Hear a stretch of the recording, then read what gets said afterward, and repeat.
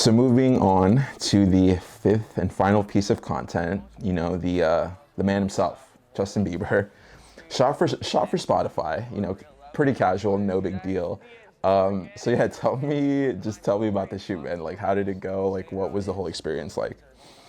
This experience was it's always special when you're working with like one of the biggest celebrities in the world, and it's just like everything around them is so different. Like, these shoots tend to have a much more stressful pre-production.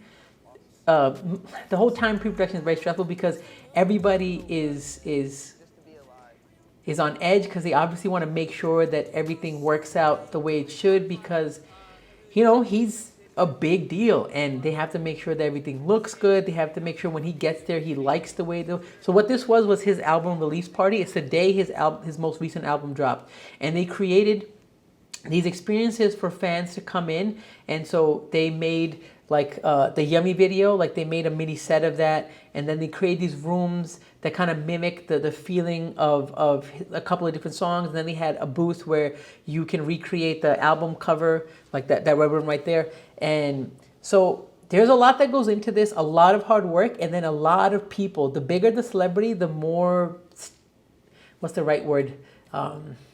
The more levels there are you have to go through. And this is not for us. This is like Spotify has to deal with them. We're dealing with Spotify.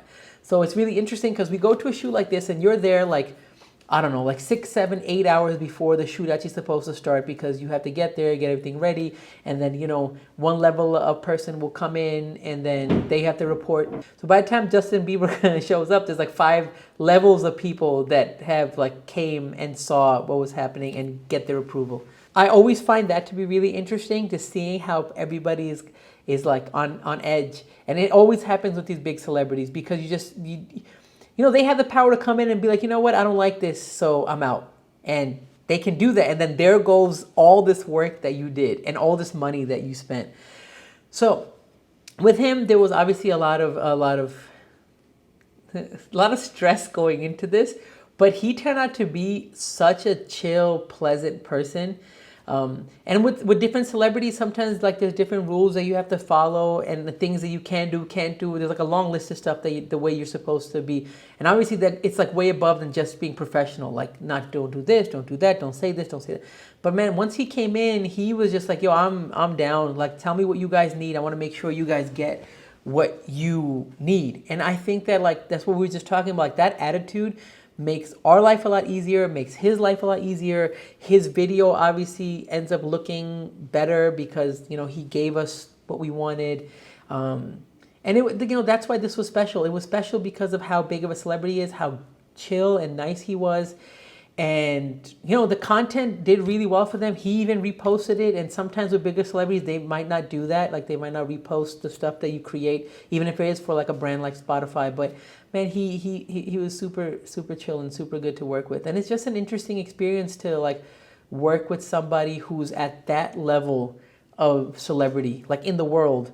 It's just, you don't understand it. And it's just weird, man. It's like, I can't explain.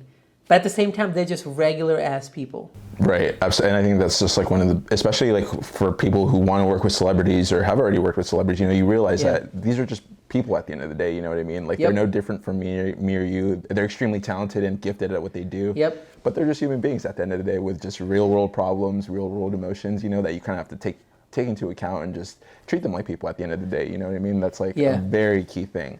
Something that I did want to talk about was just like your specific role in this, like how you went about it, and then sort of what your day looked like, like what, from wake up to when you're done editing, what did that sort of look like in preparation for this shoot?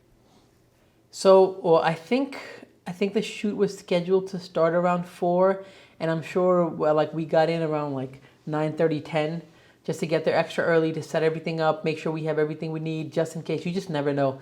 So we went in, and then you have to take a look at the space. And then it was one of those things where there was a story that happened while this was going on. And then there was also a bunch of content that came out afterwards. So for the story thing, we have to go in and plan on what we're going to shoot, what we're going to need. I didn't edit the story at this time.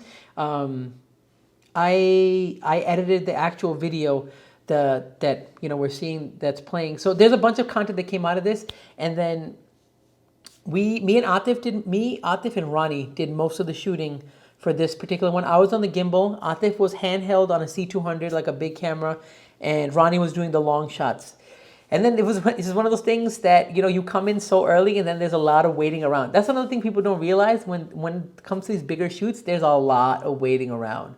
So I think, he showed up around 5, I think that's when we got started. And then, there's another thing, the reason why this was special is a lot of time when you get to shoot with big celebrities, you get like this much time. Like they might tell you get this much time, but then you end up getting this. So if they say you have 5 minutes, you have 1 most of the time. They were saying we're going to have 30 minutes with him because we needed to get the interview portion done, and then we needed to get him to experience these rooms. And then lastly, he wanted to skate.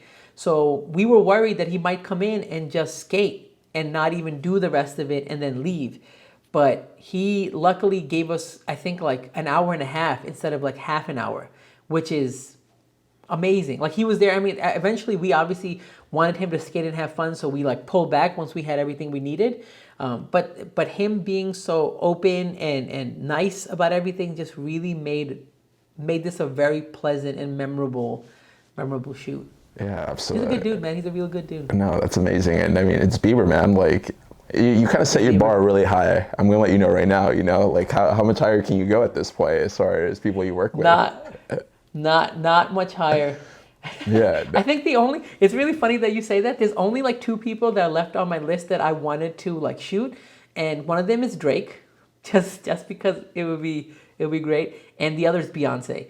And the Beyonce thing is we've done the CFDA awards, and there's a couple of times where she was in the same place that we were shooting in, but I missed her by like a minute or 2 minutes or 3 minutes. And that's happened twice.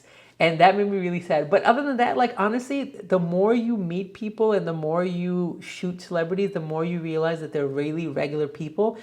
And to the point that we've been talking about, what people need to understand, you really can never, ever, ever go in like being a fangirl or a fanboy. You can't do that. Like one, it takes away from your job and your focus because you're gonna be too busy being goo goo gagaed over whoever you're seeing. Second, it's just very unprofessional. Like you're just there to do a job. You're not there to take selfies because that has happened before too, where people come in, like not with us, but people come into work and instead they're taking selfies with these or trying to take selfies with these people. And most of these celebrities are nice. They're not the ones who are gonna say no, but their managers, their people, they're gonna see it and they're gonna tell your client, what was these guys doing? Or they're here to shoot, or they're here to take photos for their gram, or whatever it is, right? So that's something really important because this comes up more often than I would like it to, where people kind of lose this, like, you're here to work, not to socialize or get your gram or whatever. Yeah. So important to know. Yeah. Whenever you guys get there to that level, don't try to flex on the gram. Just post the video that you make. That's a big enough flex as it is. And even if that, you have to get permission for like these celebrities. You need to have permission to know what you can use, what you can't use. For like some people, I don't remember the exact details for him, but then for some people, they're like, okay, you can only use the video that was created for Spotify, for example. You can't use the footage you have and make something else for yourself. It can't work that way. So you just have to follow these guidelines, and it's always better to be safe than to be sorry, because you don't want to get in a room and be able to, have the opportunity to shoot someone big and then never have the opportunity ever again.